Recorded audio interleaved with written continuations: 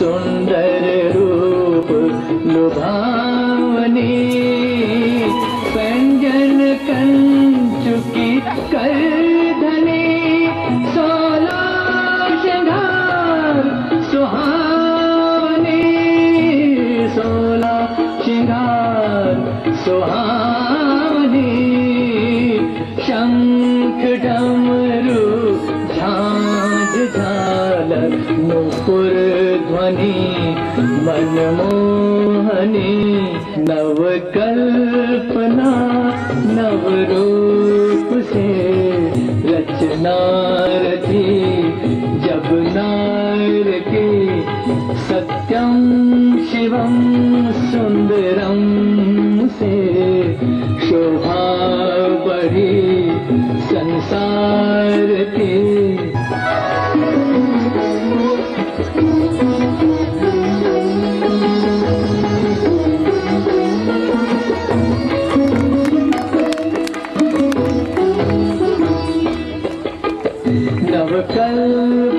विश्वामित्र मेनका के रूप सौंदर्य पर आसक्त हो गए और उनकी तपस्या भंग हो गई। दोनों के प्रेम स्वरूप मेनका ने एक कोमल कन्या को जन्म दिया। हे ऋषिवर, अपनी इस कन्या को स्वीकार करें। मेनका, तुम यह क्या कह रही हो? हम एक ऋषि हैं। परंतु मुनिवर, यह आपकी पुत्री है। नहीं, हम इसे स्वीकार नहीं कर सकते। परंतु क्यों ऋषिवर? सुंदरी, हम पारिवारिक बंधनों में नहीं पड़ सकते। ऐसा न कहिए ऋषिराज। नहीं, हम तो ईश्वर भक्ति में अपना संपूर्ण जीवन बिताना चाहते हैं। इस प्रकार विश्वामित्र ने अपना संबंध केवल ईश्वर से बताकर किसी भी प्रकार के पारिवारिक बंधन को मानने से इनकार कर दिया। आखिर मेनका उस बच्ची को वहीं जंगल में छोड़कर इंद्रलोक चली गई। ऋषि कर्ण ने जंगल में पड़ी हुई उस कन्या को उठाया और अपने आश्रम में ले गए। वहां गुरु माता और अन्य आश्रम वासियों की सहमति से उस कन्या का नाम रखा गया शकुंतला। ऋषि कर्ण के आश्रम में तो मानो उत्सव का वातावरण हो गया हो।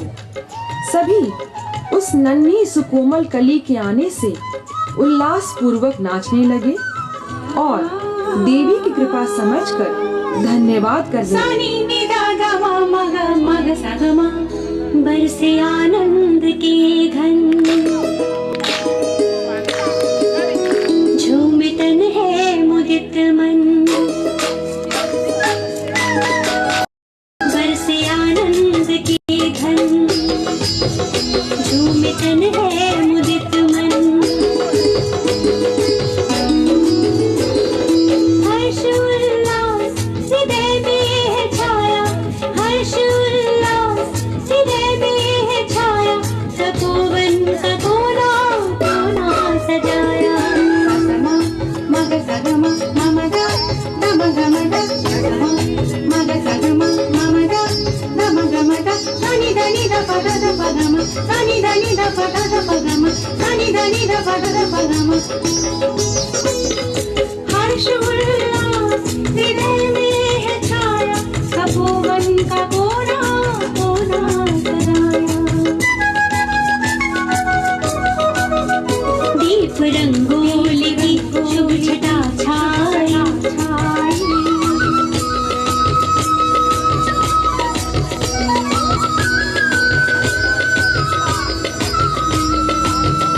दीप रंगोली की शुभ छटा छाई। नन्ही कली तपोवन में आई,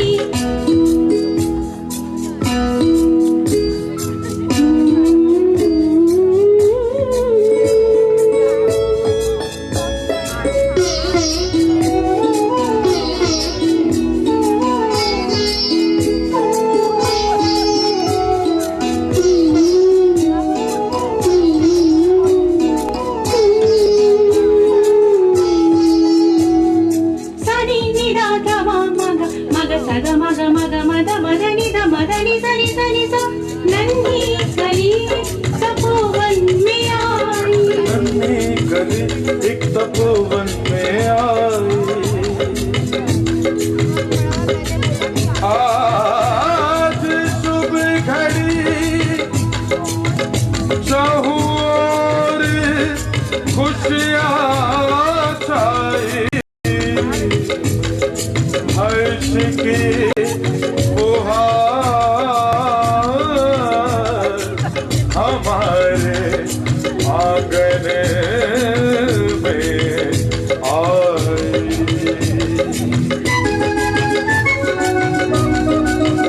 बरसे आनंद की घन झूमे तन है मुदित मन बरसे आनंद की घन झूमे तन है मुदित मन बरसे आनंद की झूमे तन है मुदित बरसे आनंद की झूमे तन है मुदित बरसे आनंद की झूमे तन है मुदित मन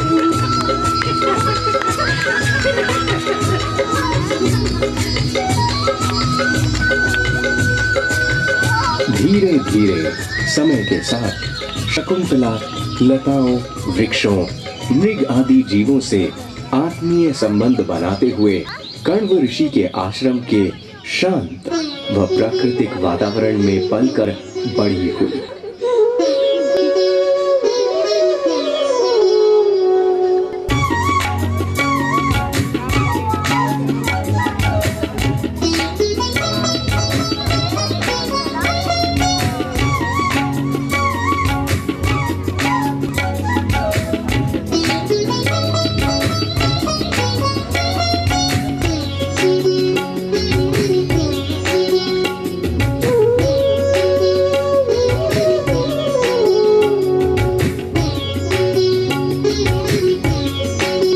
ओ सखी हृदय में हलचल क्यों होने लगी ओ मेरी अखियां तो चंचल क्यों होने लगी ओ सखी हृदय में हलचल क्यों होने लगी ओ मेरी अखियां तो चंचल क्यों होने लगी गया बचपन का राग दिन आया वो आज गया बचपन का राग दिन आया वो आज मेरे दिन आए अब सिंगार के वो पाँव दबते हैं यौवन के हार से वो पाँव दबते हैं यौवन के हार से वो सखी हृदय में हलचल क्यों होने लगी वो मेरी अखियाँ तो चंचल क्यों होने लगी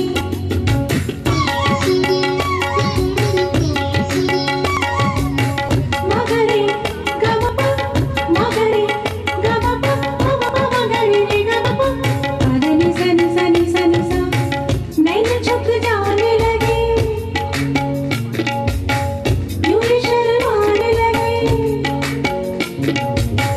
नैन झुक जाने लगे क्यों ये शर्माने लगे जिया क्यों धड़क गया पाँव रुक जाने लगे नैन झुक जाने लगे क्यों ये शर्माने लगे जिया क्यों धड़क गया पाँव रुक जाने लगे फूल खिलने लगे रंग छलकने लगे फूल खिलने लगे रंग छलकने लगे पृथ्वी से मिलन की आई आज रे वो पाँव दबते हैं यौवन के हार से वो पाँव दबते हैं यौवन के हार से वो सखी हृदय में हलचल क्यों होने लगी वो मेरी अखियाँ तो चंचल क्यों होने लगी ला ला ला ला ला ला ला ला ला ला ला ला ला ला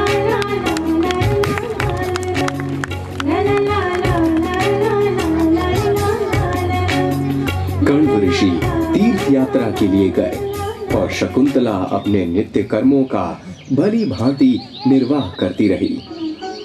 और एक दिन हस्तिनापुर के राजा दुष्यंत शिकार करते समय एक मृग का पीछा करते हैं और उसका शिकार करने का प्रयास करते हुए ऋषि कर्ण के आश्रम के पास जा पहुंचते हैं। सारथी देखो, यह मृग कहीं हमारी आंखों से ओझल न हो जाए। हाँ महाराज, यह मृग तो देखते देखते ही आंखों से ओझल हो रहा है। अभी इसे तीर चलाकर रोकता हूँ। राजन, क्षमा करें, यह मृग आश्रम का है, आप इसे नहीं मार सकते। सारथी रुको। प्रणाम ऋषि कुमार, हमें क्षमा करें, हमें इसकी जानकारी नहीं थी। आयुष्मान हो। हम महर्षि कर्ण के आश्रम में रहते हैं।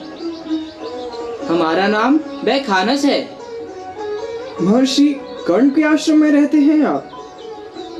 हाँ, हम अभी किसी कार्य से बाहर निकले हैं, परंतु आपको यदि कोई विशेष कार्य ना हो तो कृपया आश्रम चलकर हमारा आतिथ्य स्वीकार कीजिए।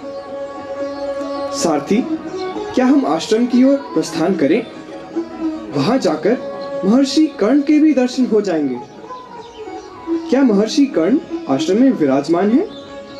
नहीं, अभी तो वे यज्ञ विशेष के लिए तथा शकुंतला की ग्रह दशा को सुधारने के लिए सोमतीर्थ गए हैं, परंतु अतिथि सत्कार का भार अपनी पुत्री शकुंतला को सौंप गए हैं। सारथी आओ, चलकर इस मनोहारी व शांत वातावरण का आनंद ले। जैसी आपकी आज्ञा राजन। कर्ण ऋषि की पुत्री शकुंतला पेड़ पौधों को सींचते हुए अपनी सखियों प्रियंवदा और अनुसुईया से वार्तालाप करती है। वृक्षों की ओट से छिपकर दुष्यंत उसका रूप सौंदर्य निहारते हैं और मंत्रमुग्ध रह जाते हैं। शकुंतला, लगता है तुम्हारे पिता तुमसे भी अधिक स्नेह इन पेड़ पौधों से करते हैं, तभी तो तुम्हें इनकी रखवाली के लिए छोड़ गए हैं। नहीं अनुसुईया, मैं तो स्वयं प्रकृति प्रेमी हूँ। बहुत प्यार करती हूँ मैं इन वृक्षों से, लताओं से। मुझे बहुत बहुत प्यार है इन सब से। अरे शकुंतला, उन पेड़ों के साथ खड़ी रहो तने। ऐसा लग रहा है मानो पेड़ से कोई सुंदर लता लिपटी हुई हो। तुम इतना मधुर बोलती हो, इसीलिए तुम्हारा नाम है प्रियंवदा।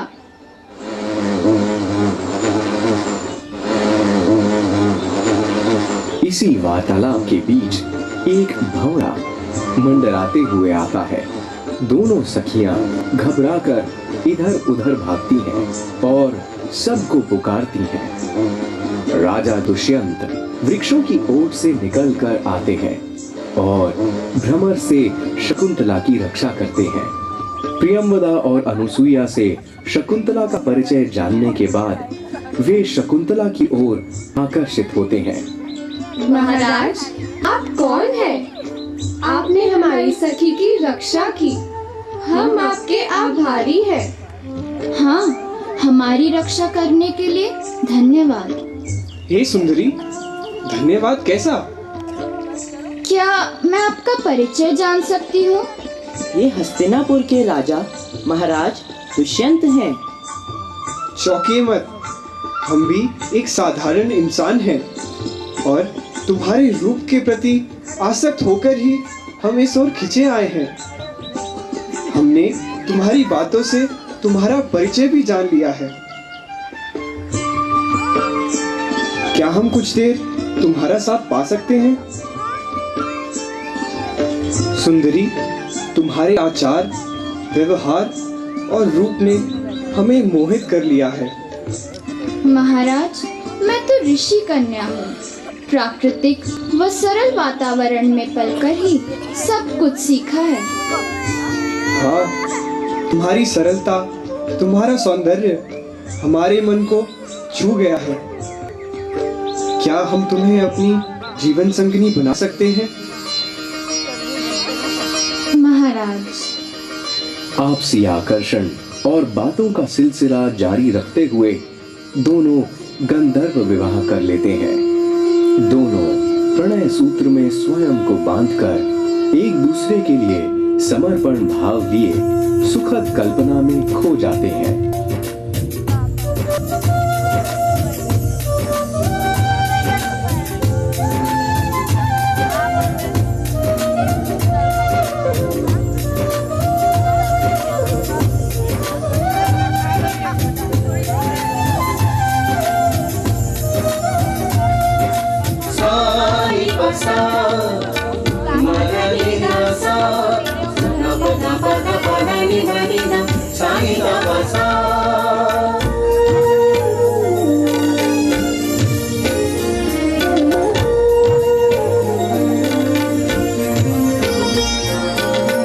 आज उमंगों की प्रभा छाया है आनंद।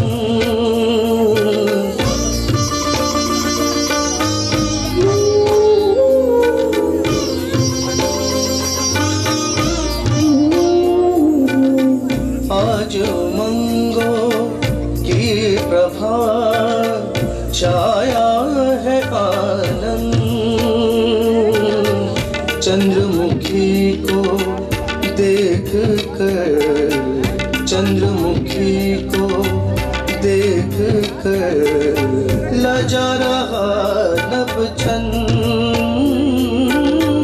लजा रहा नभ चंद। आज उमंगों की प्रभा छाया है आनंद। और वे जीवन पथ पर एक दूजे का सामीप्य पाने की चाह लिए सुंदर स्वप्न देखते हैं और सुखी भविष्य की कल्पना करते हैं।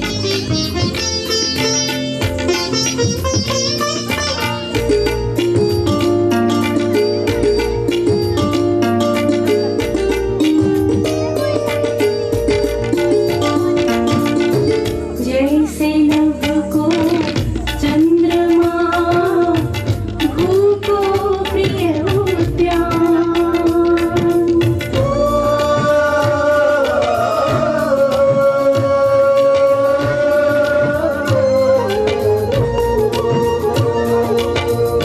जैसे सागर को लहर,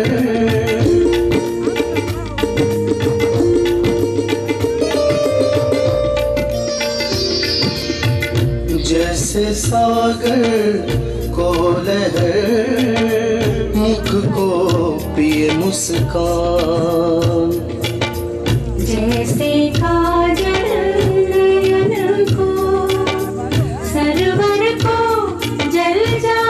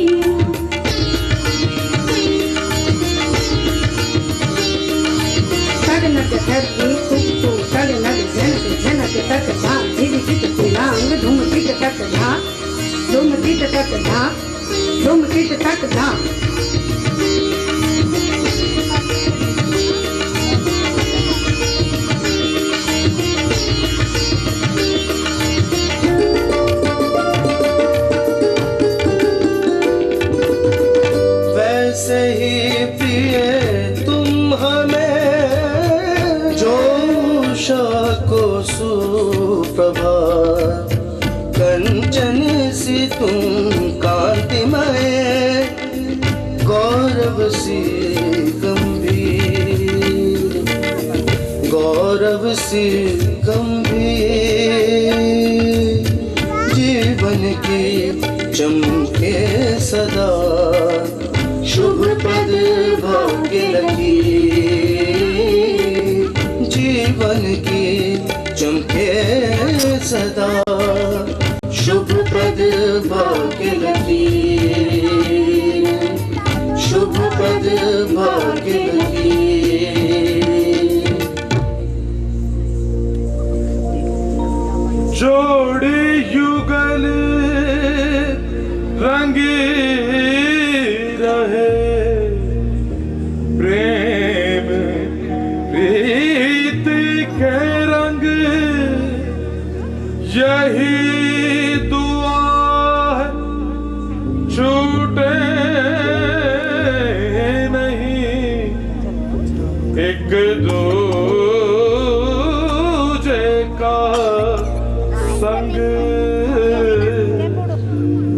एक दूजे का संग, एक दूजे का संग। कुछ दिन बाद दुष्यंत के लिए हस्तिनापुर से बुलावा आता है। महाराज प्रणाम। कहो, कैसे आना हुआ? महाराज, आपको किसी विशेष कार्य के लिए हस्तिनापुर चलना पड़ेगा। कृपया शीघ्र चलें। अवश्य। हाँ, हस्तिनापुर को हमारी आवश्यकता है, तो चलो। शकुंतले, तुम मन छोटा मत करो, अभी हमें जाना ही होगा। परंतु स्वामी, ऐसा संभव नहीं है। हम यहाँ आपके बिना कैसे रहेंगे? देखो, चिंता मत करो, हम कार्य समाप्त होते ही तुम्हें बुलवा लेंगे। कैसे कटेगा ये समय? राजन, क्या शकुंतला नहीं चल सकती आपके साथ? कहीं आप वहाँ जाकर हमारी सखी को भूल तो नहीं जाएंगे? कदापि ऐसा ना सोचना। हम वहाँ जाकर उचित समय देखकर कार्य समाप्त होते ही तुम्हें बुलवा लेंगे प्रिय। ठीक है स्वामी, हम आपकी राह देखेंगे। प्रिय, तब तक हमारी यह अंगूठी उपहार स्वरूप अपने पास रख लो। सभी से विदा लेकर दुष्यंत हस्तिनापुर चले जाते हैं। इधर शकुंतला रात दिन दुष्यंत की याद में खोई रहती है, उनके संदेश की प्रतीक्षा करती है। उसकी सखियां प्रियंवदा एवं अनुसूया भी उसकी दशा को देखकर चिंतित हैं। तभी वहां ऋषि दुर्वासा का प्रवेश होता है। शकुंतला ध्यान मग्न बैठी है, बेसुध सी, दुष्यंत राजा के विरह की अग्नि में दीन दुनिया से बेखबर। भिक्षाम देहि,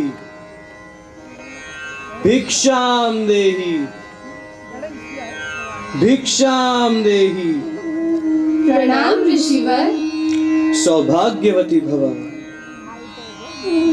अरे अतिथि का तिरस्कार करने वाली बाला, तुम किसके ध्यान में इतनी लीन बैठी हो कि तुम्हें हम जैसे तप के धनी का आगमन तक पता नहीं चला?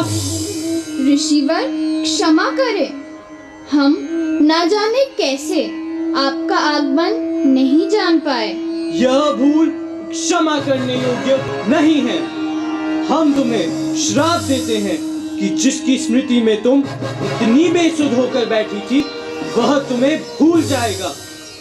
ऋषिवर, क्षमा करें। और तुम्हारे याद दिलाने पर भी वह तुम्हारी सुध नहीं लेगा।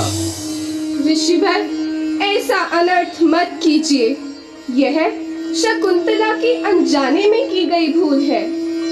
हे महर्षि, आप तो ज्ञानी हैं, तपस्वी हैं, इसकी दशा समझकर क्षमा कर दीजिए।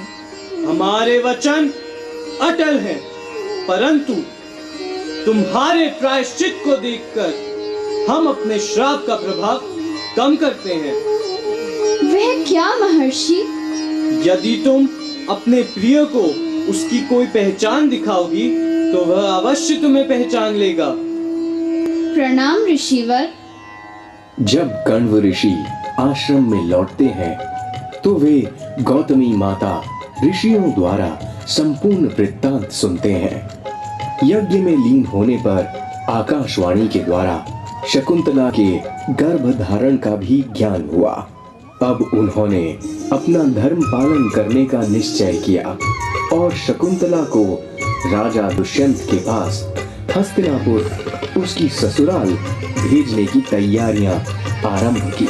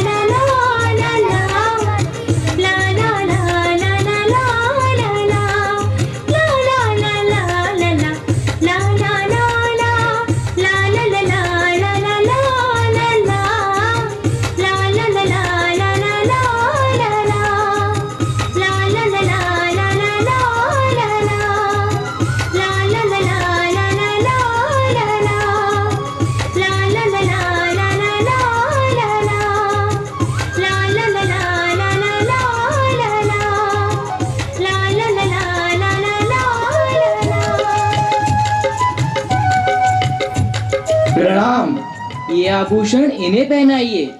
हे पुत्र, इतने सुंदर आभूषण तुम्हें कहाँ से मिले? हम ऋषि कर्ण के कहने पर लताओं और वृक्षों से फूल लेने गए थे। हाँ, ऋषि कर्ण के प्रभाववश और शकुंतला के प्रेम के कारण किसी वृक्ष ने मांगलिक वस्त्र दिए, किसी ने कंगन, तो किसी ने हार और पाजेब दिए। शकुंतला, तू धन्य है। वन के देवी देवताओं ने भी ये आशीर्वाद दिया है तुझे। हे पुत्री, वन देवियों को, तपोवन के वृक्षों को और लताओं को प्रणाम करो। तुम्हारा आने वाला जीवन मंगलमय हो। हे वन देवताओं से भरे तपोवन के वृक्षों, मेरी शकुंतला जो तुम्हें जल पिलाए बिना स्वयं जल नहीं ग्रहण करती थी, तुम्हारे प्रेम के कारण जो आभूषणों को चाहते हुए भी तुम्हारे कोमल पत्तों व फूलों को हाथ नहीं लगाती थी, वही मेरी लाडली आज अपने घर जा रही है। आज तुम सब भी इसे प्रेम से विदा करो। पुत्री, वहां पहुंचकर स्त्री धर्म निभाना, सबका सम्मान करना। मेरा आशीर्वाद है कि तुम एक अच्छी पत्नी, अच्छी माँ और अच्छी गृहिणी के रूप में सबका प्रेम पाओ। जा पुत्री जा, कन्या तो पराई संपत्ति होती है। शकुंतला गौतमी माता, कर्ण ऋषि, प्रियंवदा, अनुसुईया सभी की ओर देखती है और विदाई के समय सारा वातावरण ही भावुक हो जाता है। जिसे एक मछली निगल जाती है। आखिर वह दुष्यंत के दरबार में पहुंच जाती है। राजा दुष्यंत का दरबार लगा है और हस्तिनापुर की प्रजा सुखी है। प्रजा के प्रति अपने दायित्वों को निभाते हुए राजा दुष्यंत कुछ समय अपने मनोरंजन के लिए निकालकर दरबार में उसका आनंद उठाते।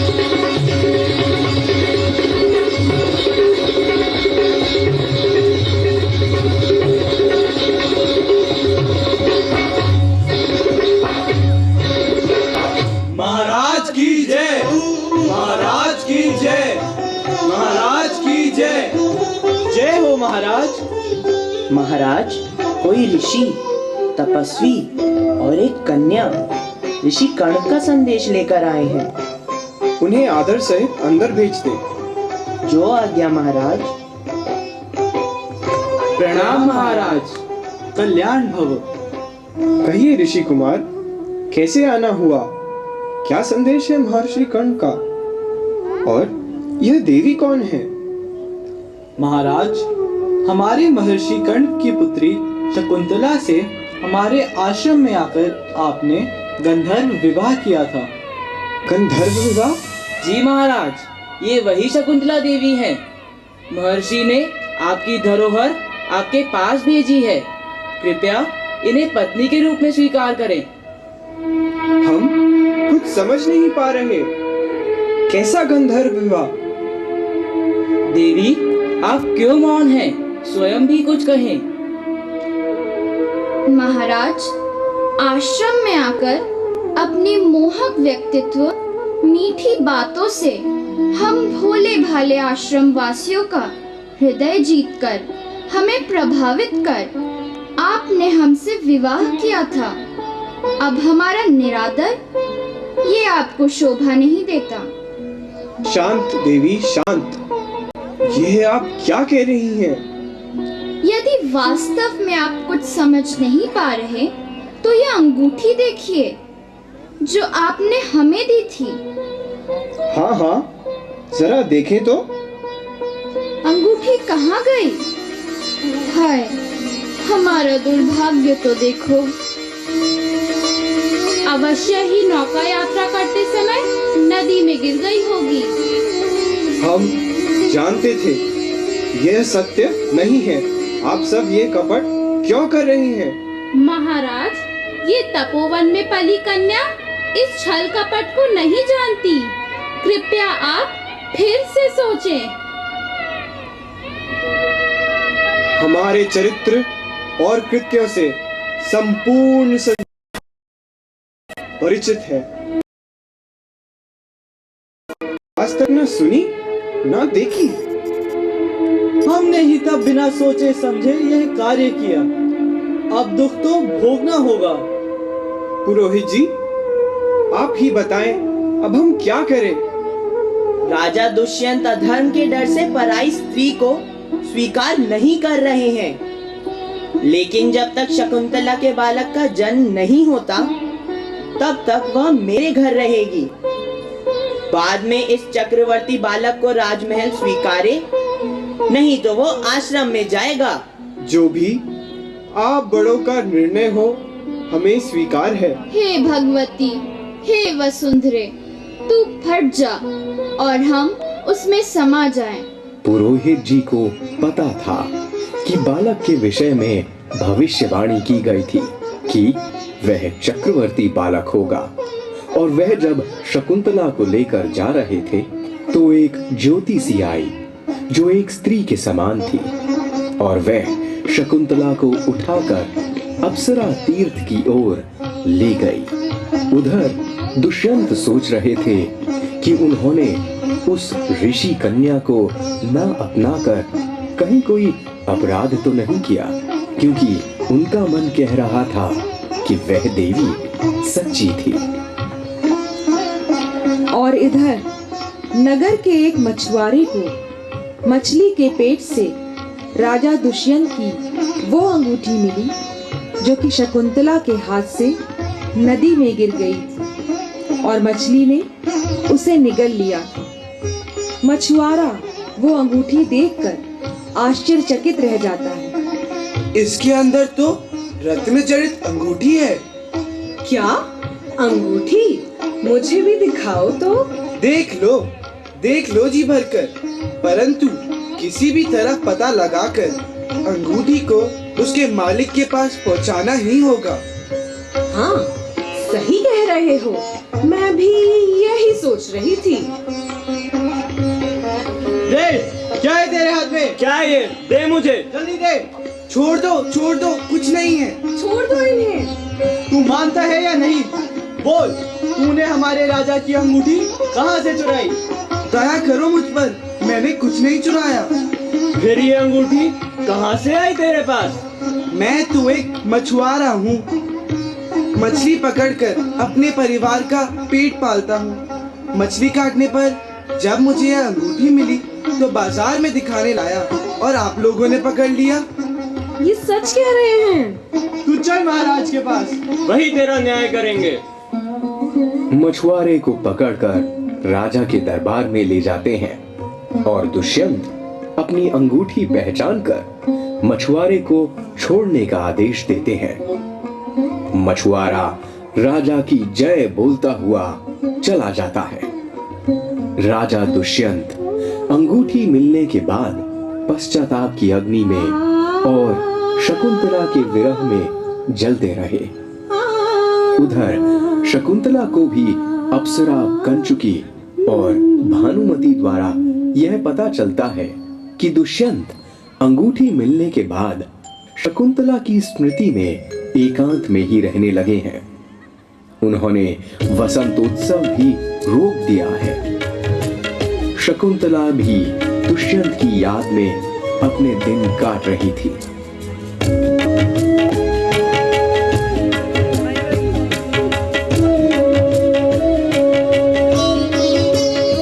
तुम गए पर यादों का ये उपहार तो देकर न जाते, उपहार तो देकर न जाते, देकर न जाते।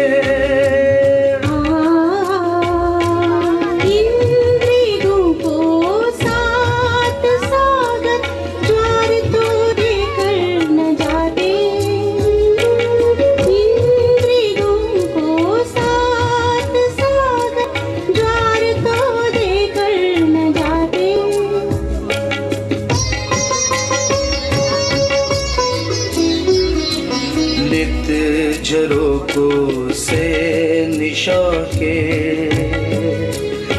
चांद अब अंगारे उगलता, चांद अब अंगारे उगलता। चांद को नवनील का अधिकार तो देकर न जाते, अधिकार तो देकर न जाते।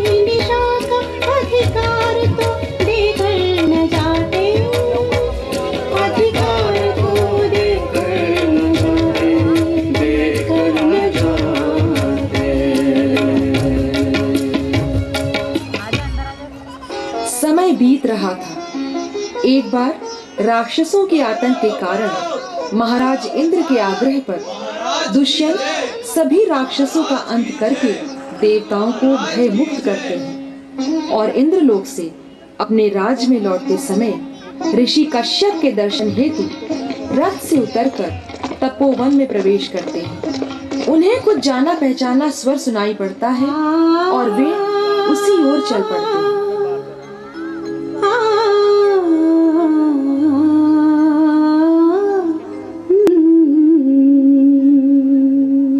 अरे यह हट छोड़ दो, क्यों तंग कर रहे हो इन्हें? एक बालक सिंहनी के बच्चे को बलपूर्वक घसीटते हुए ला रहा है। दुष्यंत आश्चर्यचकित होकर उसे देखते रह जाते हैं। खोलो अपना मुख, हम तुम्हारे दांत गिनेंगे। देखो पुत्र, अगर तुमने इस सिंहनी के शावक को नहीं छोड़ा तो इसकी माँ तुम पर झपट पड़ेगी। डरता कौन है? हमें तो इसी के साथ खेलना है। देखो पुत्र, हम तुम्हें कोई और खिलौना दे देंगे। लाइए माँ, अभी दीजिए। तुम क्या समझती हो? क्या तुम इसे अपनी बातों से फुसला सकती हो? हाँ, बहुत हट करते हैं ये नहीं मानेंगे। जाओ, मेरी कुटिया में एक मिट्टी का मोर है, वही ले आओ। ठीक है, तब तक हम इसी के साथ खेलते हैं। तनिक इसके दांत तो गिने। इस बालक को देखकर मन में ऐसा प्रेम उमड़ रहा है मानो अपनी ही संतान हो। अरे, कोई ऋषि कुमार है यहाँ? कोई है यहाँ? कोई तो आओ। मेरी बात तो ये नटखट बालक मानते ही नहीं। तुम क्यों जंगल के प्राणियों को सता रहे हो? तुम तो तपस्वी पुत्र हो, परंतु तुम्हारे हाथ में तो चक्रवर्ती के लक्षण दिखाई दे रहे हैं। महाराज, ये ऋषि कुमार नहीं है। इसके पिता तो राजा दुष्यंत है, परंतु यहाँ तपस्वियों ने इसका नाम सर्वदमन रखा है। हाँ, इसकी छवि तो हमसे मिलती है। मैं आश्चर्य में पड़ गई हूँ। इसकी छवि तो आपसे ही मिलती है, परंतु इसके पिता तो राजा दुष्यंत हैं।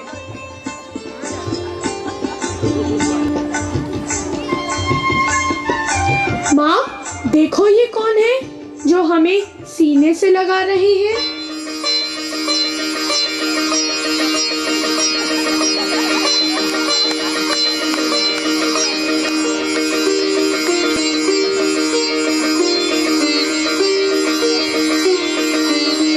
बेटा, यही तुम्हारे पिता हैं। हे प्रिय, तुम अपमान व पश्चाताप के आंसू पोंछ डालो। हमने अज्ञानवश नहीं, भ्रमवश तुम्हें दुख पहुंचाया। धन्य है आज की घड़ी जिसमें हमारा पुनर्मिलन हुआ। हे प्रिय, अब ये अंगूठी अपनी उंगली में पहन मुझे कृतार्थ करो। महाराज, आपने हमें जानबूझकर नहीं त्यागा, भ्रमवश त्यागा, और सब कुछ स्मरण हो आने पर आज आपने हमें स्वीकार कर लिया है। यही हमारी नियति में था। यह सच है शकुंतला। अपनी ध्यान शक्ति से मैंने भी यह जान लिया था कि अंगूठी मिलने पर ही श्राप की अवधि समाप्त होगी। इसलिए हे पुत्री, अब तुम अपने पति को अपराधी मत समझो और दुष्यंत का प्रेम स्वीकार करो। जो आज्ञा महर्षि। आज हम धन्य हुए। आर्यपुत्र की जय हो, महाराज दुष्यंत की जय हो। और तुम दोनों यह भी जान लो कि तुम्हारा पुत्र चक्रवर्ती होगा। दुष्ट पशुओं का दमन करने के कारण यह जैसे सर्वदमन कहलाता है, उसी प्रकार भविष्य में यह महान प्रजापालक बनकर प्रजा का भरण पोषण करके भरत के नाम से प्रसिद्ध होगा। कृपा महाराज। अब मैं तुम्हें एक सुखी जीवन जीने का आशीर्वाद देकर विदा करता हूँ। सदैव खुश रहो। और इस प्रकार शकुंतला और दुष्यंत के विरह के दिन समाप्त हुए। राजा दुष्यंत ने अपना पत्नी धर्म निभाते हुए प्रजा का ध्यान भी रखा। ऋषि कश्यप के आशीर्वाद के फलस्वरूप वे यज्ञ करके देवताओं को प्रसन्न कर सभी पर उपकार करते रहे। इसीलिए आज भी उनके भरत वंश के यशोगान गाए जाते हैं और भारत के नाम पर उन्हें स्मरण किया जाता है। और आने वाले समय में भी दुष्यंत शकुंतला की कथा चिरस्मरणीय रहेगी। सा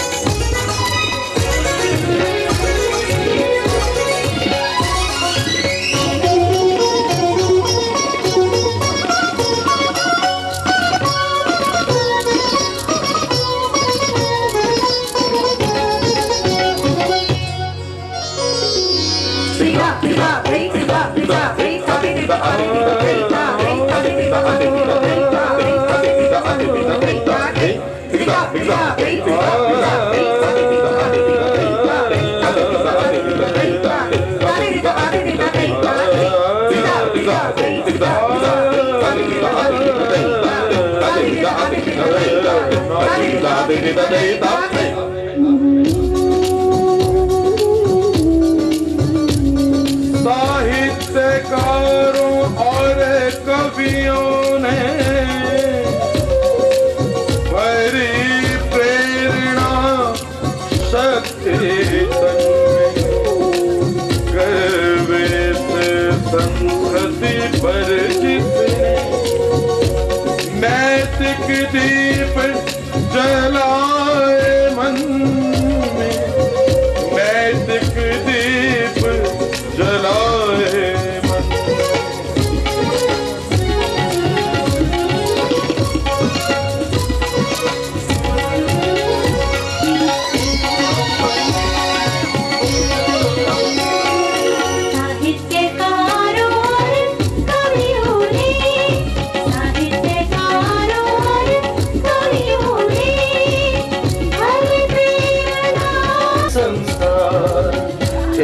तपस्या ऋषि मुनियों की प्रिय धरोहर में संसार मान प्रतिष्ठा के भारत को छलकाया गण गण में प्यार। मान प्रतिष्ठा की भारत को छलकाया गण गण में प्यार। गर्व से संस्कृति पर जिसने नैतिक दीप जलाए मन में, नैतिक दीप जलाए मन में।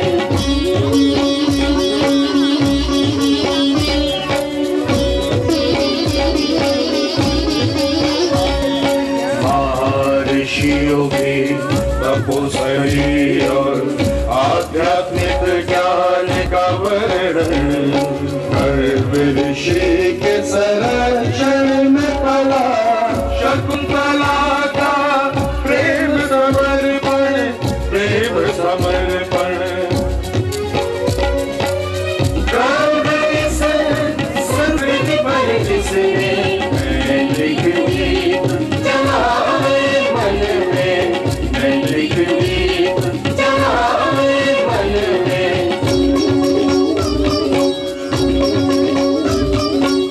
वचनबद्धता तथा शौर्यता दुष्यंत ने भी दिया था प्रणय। वचनबद्धता तथा शौर्यता दुष्यंत ने भी दिया था प्रणय।